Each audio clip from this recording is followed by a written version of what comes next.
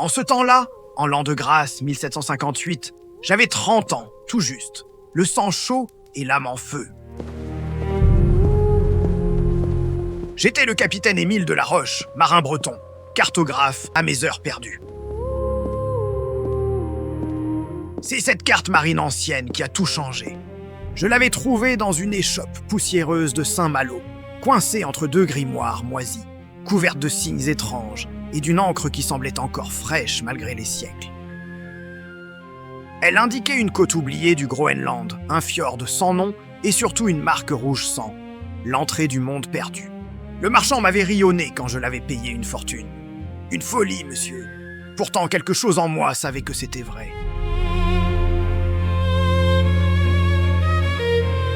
J'ai armé un navire, un beau 3-mâts, léger et robuste, avec seulement 12 hommes d'équipage. Des durs à cuire, des Bretons, des Normands, un cuisinier portugais. Nous avons levé l'ancre au mois de juin, vent arrière, la mer encore clémente. Mais dès que nous avons passé le cap Farewell, le ciel s'est refermé comme une trappe. Le froid mordait les doigts, les orteils, les âmes.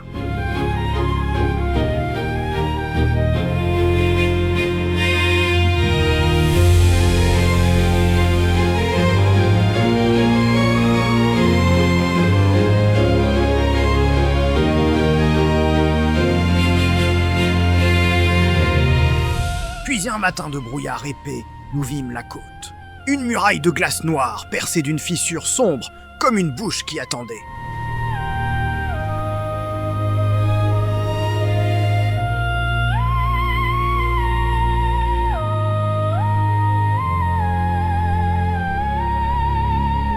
Nous avons mouillé l'ancre et nous nous sommes préparés pour l'expédition.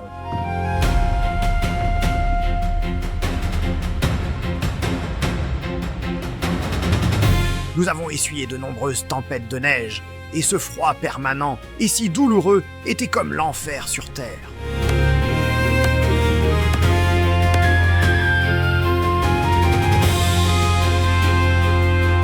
Enfin, après des jours et des jours de marche, nous l'avons trouvé. L'entrée d'une immense grotte nous apparut dans la brume, plus haute qu'une cathédrale. Nous entendions comme un écho divin sortir de cette bouche gigantesque.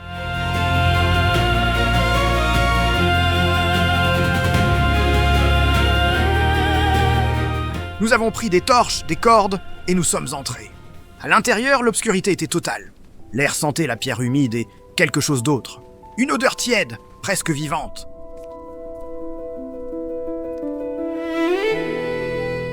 Les parois étaient hantées si étroites par endroits que nous devions ramper sur le ventre. Nous avons continué, trempés, gelés, terrifiés, guidés seulement par la carte qui indiquait « Suivez la lumière qui naît du cœur de la terre ».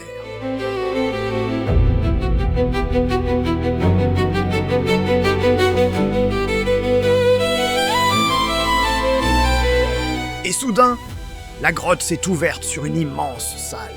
Une lumière intense, aveuglante, nous a frappés comme un coup de poing. Nous nous sommes protégés les yeux, pensant que le soleil lui-même était descendu sous terre.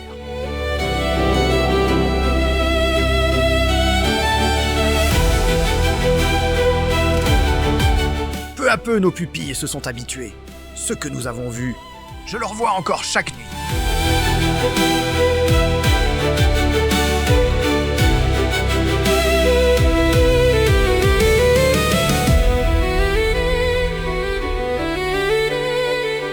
Une vallée entière s'étendait sous nos pieds. Une jungle tropicale luxuriante, flamboyante, impossible. Des fougères géantes, des palmiers aux feuilles larges comme des voiles, des fleurs rouges et or qui brillaient comme des lanternes.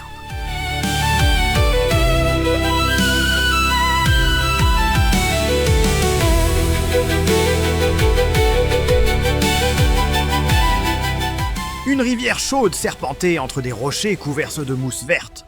Et surtout, la vie, une vie que nul homme n'avait jamais contemplée.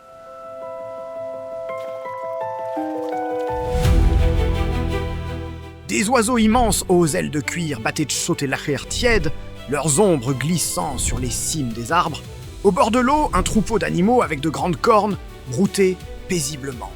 Plus loin, un animal immense, colossal, dressait sa tête massive au-dessus des fougères, ses petits yeux jaunes nous observant avec une curiosité paresseuse.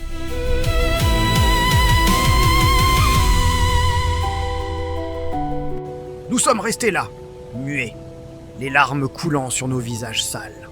Le froid du Groenland n'était plus qu'un souvenir. Ici, l'air était doux, parfumé, vivant. Nous avons posé nos affaires. Nous n'étions plus des explorateurs. Nous étions des enfants devant un miracle.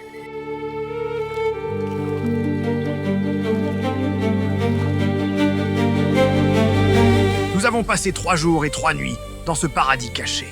Mangé des fruits inconnus, bu l'eau pure de la rivière, observé des animaux qui n'existaient plus depuis des millions d'années. Nous avons compris que le secret devait être gardé.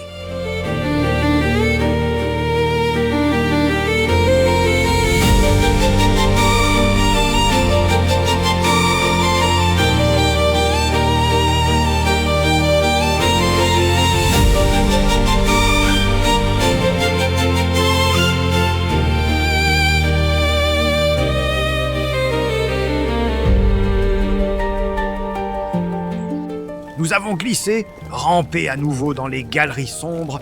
Quand nous avons enfin jailli à l'air libre, la tempête de neige avait repris, plus furieuse que jamais.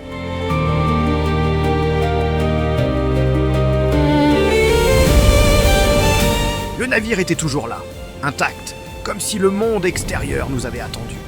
Nous avons levé l'ancre sans un mot. Jamais nous n'avons reparlé de ce que nous avions vu. Qui nous aurait cru ? Un paradis sous la glace, des monstres d'un autre âge.